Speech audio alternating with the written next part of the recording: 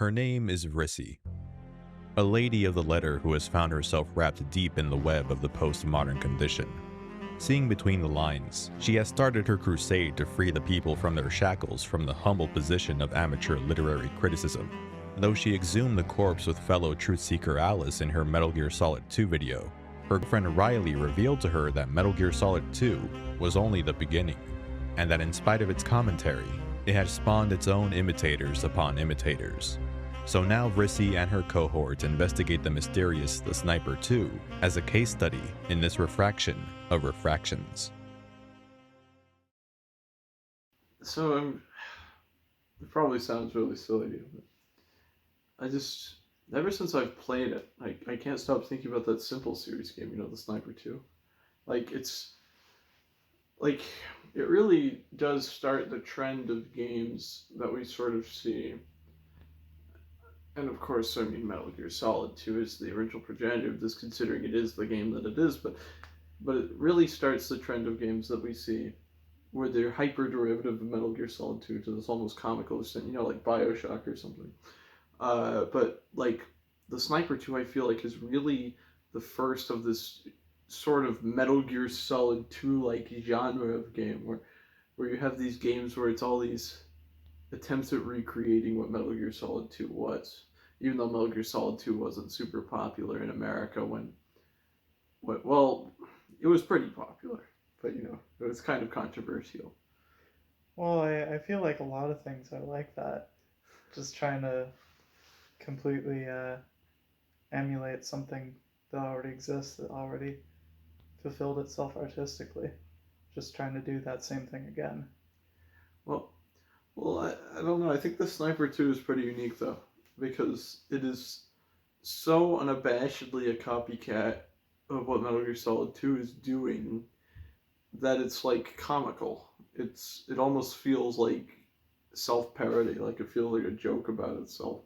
It's the ultimate subsummation of Metal Gear Solid 2 into the violent pop cultural entity. Yeah, it is pretty funny. Yeah, it is really funny.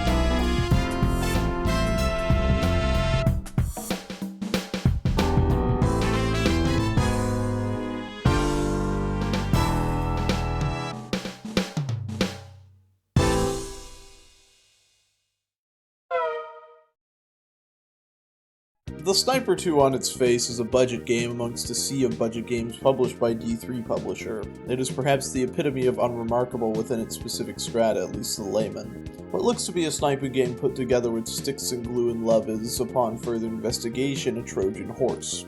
It is a spiritual reiteration of Metal Gear, but without Metal Gear, not too dissimilar from the likes of Omega Force's Winback only a few years prior. Conspiracy lies within the Sniper 2, and so too does the malleability of identity into shapes unknown. But these ideas are not ruminated on, only invoked as an aesthetic similarity.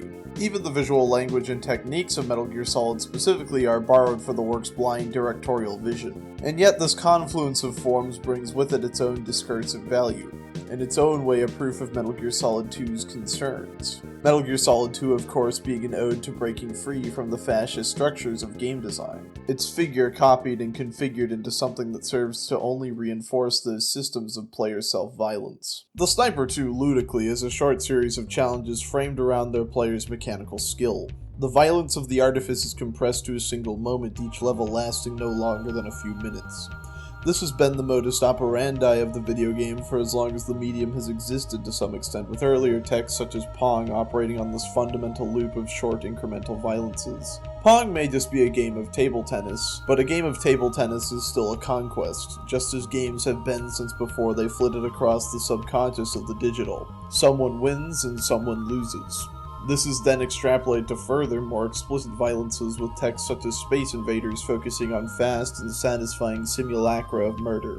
Of course, there are still exceptions to these games that teach the disenfranchised hauntings of this contemporary life to kill, but even a work like Yar's Revenge that depicts a righteous strike back against imperialist forces, it is still a power fantasy of player adulation in its most abstract. The Yar fighter depicted in the work as a force of destruction. The sketch of Metal Gear Solid VR missions was a comment on this even in its lack of the series' trademark didacticism, a sequence of short, digestible missions designed for player self-extraction that, in contrast to the previous contradictory yet ultimately conflict-averse literature of Metal Gear, read ironic. Metal Gear Solid 2 continued on this tenor with its commentary on VR missions being a form of literal brainwashing, literal video games as actors in the postmodern theater of violence same as they ever have been. In a post-Metal Gear Solid 2 world, then, the Sniper 2 proves Metal Gear Solid 2's own point. It uses images and signifiers from Metal Gear Solid 2 and how it is presented and plotted, and does so to homogenize and indoctrinate these ideas into the grander mainstream even more so than Metal Gear Solid 2 was already beholden to by its status as a big-budget video game. The Sniper 2 opens with a utilization of archival footage much the same as Metal Gear Solid does as part of its representation of the past. Events from The Sniper are displayed as they were on the PlayStation, yet still distorted by the subjectivity of memory, aged filters transposed upon the events. This differs substantially from the same technique as used by Metal Gear Solid 2, which uses it as a means of grounding the player in the exegesis.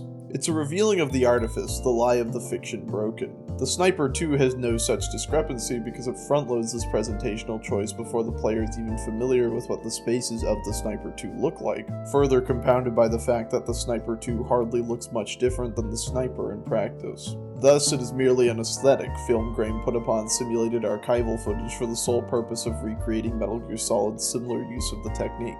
So the juxtaposition is lost in totality, both chronologically and achronologically. Metal Gear Solid invoked without thought to its ideas, just as the Sniper 2 goes on to gleefully center so much of its procession upon senseless murder and assassination in the name of the greater good of Empire. If Drowned God, Conspiracy of the Ages, was Harry Horse's ode to his own conspiracy theories, then that melted into Metal Gear Solid 2's contradictory self-conspiracy as satire of the conspiracy and treatise to the normality of it all in the postmodern, then the Sniper 2 is the assimilation of those conspiracies into plain everyday fact.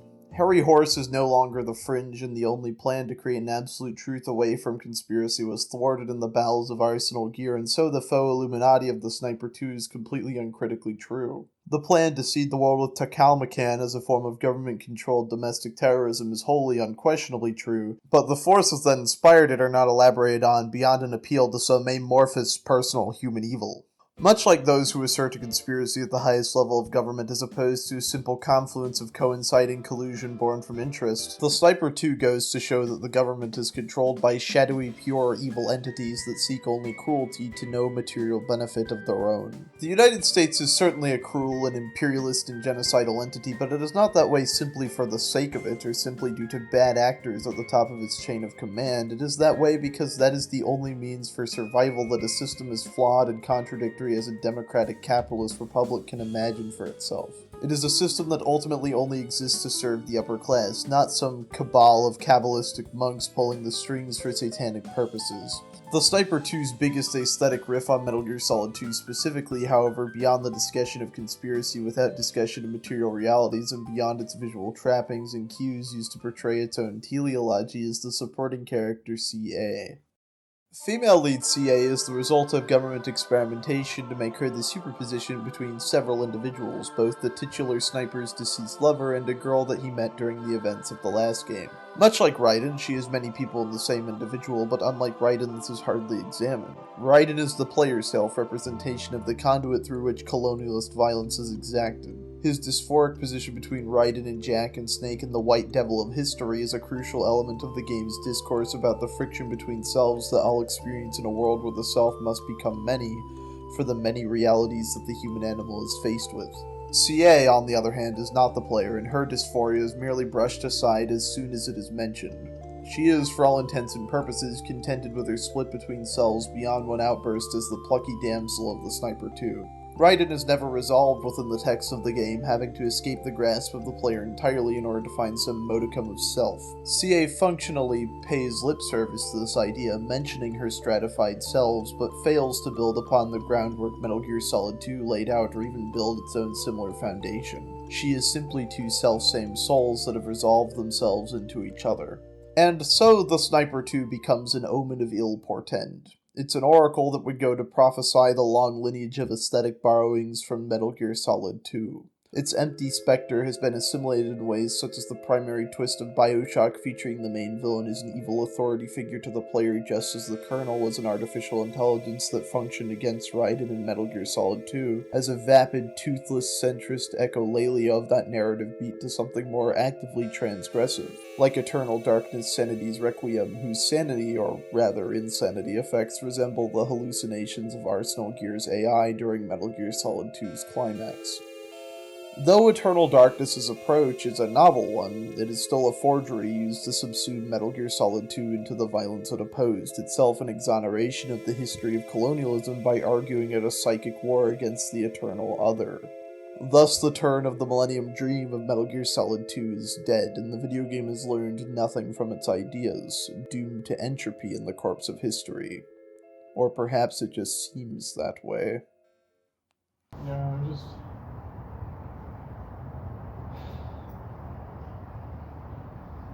there any way you can really make non-violent art, truly?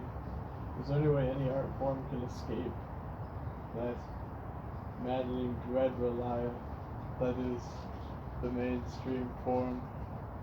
Or are we just doomed? I think that's pretty pessimistic, Benny. I